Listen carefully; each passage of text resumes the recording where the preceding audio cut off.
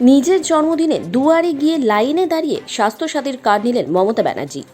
গতকাল মুখ্যমন্ত্রী মমতা বন্দ্যোপাধ্যায়ের জন্মদিন ছিল, আর এদিনেই লাইনে দাঁড়িয়ে স্বাস্থ্যসাথীর কার্ড নিলেন তৃণমূল সুপ্রিমো। মঙ্গলবার সকালে নিজের পাড়ার শিবির থেকে স্বাস্থ্যসাথীর কার্ড সংগ্রহ করলেন মমতা। এদিন কার্ড হাতে নিয়ে মুখ্যমন্ত্রী বললেন, আমি একজন সাধারণ মানুষ, আর তাই মানুষের সঙ্গেই কার্ডটি নিলাম। এদিন হরিশ মুখার্জি রোডের জয়হিন্দ ভবনে দুয়ারে দুয়ারে সরকারের শিবির খোলা হয়েছিল। মুখ্যমন্ত্রীর পাড়াতেই ছিল সেটি। সোমবারই মমতা ব্যানার্জি বলেছিলেন, শিবিরে গিয়ে নিজের হাতে স্বাস্থ্যসাথীর কার্ড নেবেন তিনি।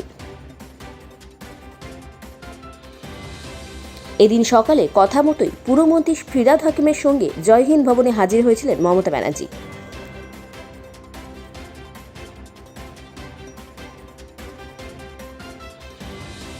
হাওড়া থেকে সুরজিৎ আদকের রিপোর্ট, নিউজ অফ ইন্ডিয়া।